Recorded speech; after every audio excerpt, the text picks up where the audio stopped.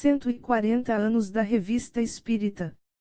No dia 1º de janeiro de 1858 circulava em Paris, a florescente capital francesa, a edição inaugural da Revista Espírita, Jornal de Estudos Psicológicos, publicada sob a direção de Allan Kardec, que, orientado pelos espíritos superiores, financiou praticamente sozinho os primeiros números daquele veículo de informação espírita. Acontece que a doutrina espírita ainda estava no seu berçário, porque ela havia nascido no dia 18 de abril de 1857, com o lançamento oficial da primeira edição de O Livro dos Espíritos, de onde podemos deduzir que a revista espírita circulou fora do movimento espírita, que na verdade ainda nem existia.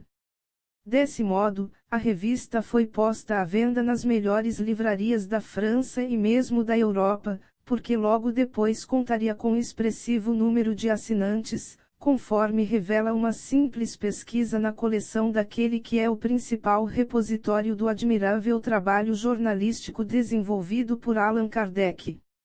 Sendo assim, quando estamos comemorando, neste dia 1º de janeiro de 1998, o 140º aniversário da Revista Espírita, coincidindo com as profundas modificações que estão sendo operadas na casa editora O Clarim, fundada por Cair Barchutel e responsável pela edição da RIE, Revista Internacional de Espiritismo, que brevemente também estará nas principais livrarias e bancas de jornais do país, vamos investigar, na introdução publicada por Allan Kardec no primeiro número da Revista Espírita, quais teriam sido os seus propósitos com a publicação de uma revista com o subtítulo de Jornal de Estudos Psicológicos. Vejamos. P.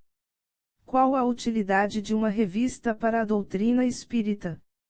R. Seria desnecessário contestar a utilidade de um órgão especial, que ponha o público a par do progresso desta nova ciência e a premuna contra os exageros da credulidade, tanto quanto do ceticismo.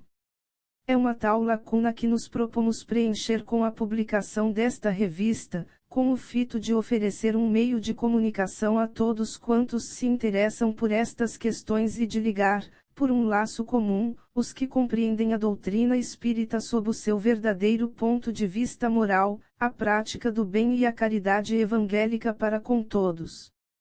P. Uma revista espírita deve conter apenas uma coleção de fatos.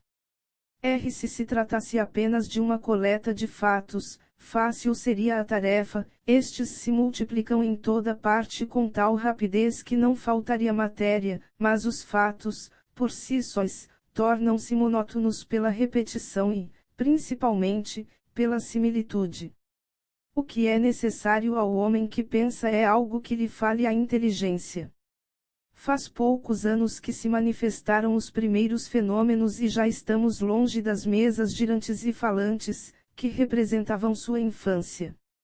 Hoje é uma ciência que descobre todo um mundo de mistérios, que patenteia as verdades eternas, apenas pressentidas por nosso espírito, é uma doutrina sublime que mostra ao homem o caminho do dever e descobre o mais vasto campo jamais apresentado à observação do filósofo.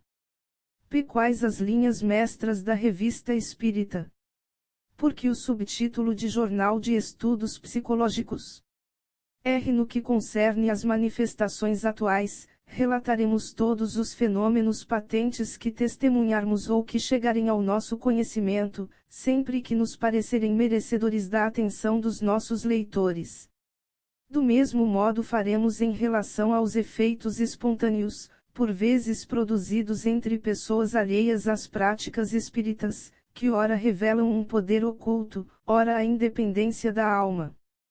Tais são as visões, as aparições, a dupla vista, os pressentimentos, os avisos íntimos, as vozes secretas, etc. Ao relato dos fatos juntaremos a explicação, tal qual ressalta do conjunto dos princípios. A este respeito faremos notar que esses princípios são decorrentes do mesmo ensino dado pelos espíritos, e que faremos sempre abstração de nossas próprias ideias. Não se trata, pois, de uma teoria pessoal, mas da que nos foi comunicada e da qual seremos simples intérpretes.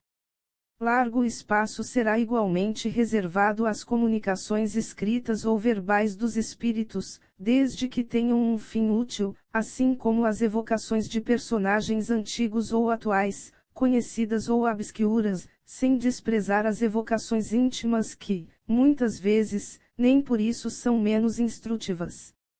Numa palavra, abarcaremos todas as fases das manifestações materiais e inteligentes do mundo incorpóreo.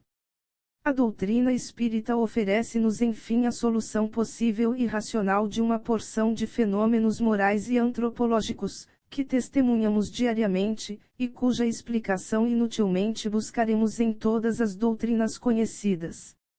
Nesta categoria colocaremos, por exemplo, a simultaneidade de pensamentos, as anomalias de certos caracteres, as simpatias e antipatias, os conhecimentos intuitivos, as aptidões, as propensões, os destinos que parecem marcas da fatalidade e, num quadro mais geral, o caráter distintivo dos povos, seu progresso ou sua degenerescência, etc. A citação dos fatos juntaremos à pesquisa das causas que as poderiam ter produzido. Da apreciação dos atos brotarão, naturalmente, ensinamentos úteis, quanto à linha de conduta mais conforme a ação moral. Em suas instruções, os espíritos superiores têm sempre o objetivo de despertar nos homens o amor do bem pela prática dos preceitos evangélicos, por isso mesmo traçam-nos o pensamento que deve presidir a redação desta coletânea. Como se vê, nosso quadro compreende tudo quanto se liga ao conhecimento da parte metafísica do homem. Estudá-la-emos no seu estado presente e no futuro, pois estudar a natureza dos espíritos é estudar o homem, por isso que este um dia participará do mundo dos espíritos. Eis porque adicionamos ao título principal, o subtítulo Jornal de Estudos Psicológicos, a fim de dar a compreender toda a sua importância. Nota: Allan Kardec acrescentou, no final da introdução à Revista Espírita, na edição de 1º de janeiro de 1858, uma nota que, com a única adaptação de referir-se a obras brasileiras no 10º item, terá inteira aplicação à RIE, Revista Internacional de Espiritismo, a partir do número de fevereiro de 1998. Eis a nota na sua íntegra. Por mais abundantes que sejam nossas observações pessoais e as fontes onde as colhemos, nem dissimulamos as dificuldades da tarefa, nem nossa insuficiência. Para a suplementar, contamos com o concurso benévolo de todos quantos se interessam por esses problemas. Seremos, pois, gratos pelas comunicações que nos forem transmitidas sobre os diversos assuntos de nossos estudos. Neste propósito chamamos a atenção para os 10 pontos seguintes, sobre os quais nos poderão fornecer documentos. Primeiro, manifestações materiais ou inteligentes, obtidas em reuniões que estiverem presentes. Página 5. Segundo, fatos de lucidez sonambúlica e de êxtase. Terceiro, fatos de segunda vista, previsões, pressentimentos, etc. Quarto, fatos relativos ao poder oculto atribuído, com ou sem razão, a certas pessoas. Quinto, lendas e crenças populares. Sexto, fatos de visões e aparições.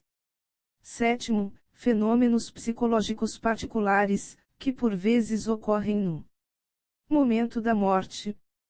Oitavo, problemas morais e psicológicos a resolver. Nono, fatos morais, atos notáveis de devotamento e abnegação, cuja propagação pode servir de exemplo útil. 10º, indicações de obras antigas ou modernas, brasileiras ou estrangeiras, nas quais se encontrem fatos relativos à manifestação de inteligências ocultas com a designação e, se possível, a citação das passagens.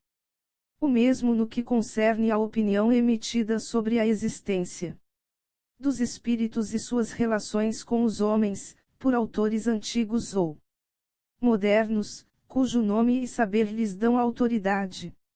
Só publicaremos o nome das pessoas que nos enviarem comunicações se recebermos formal autorização.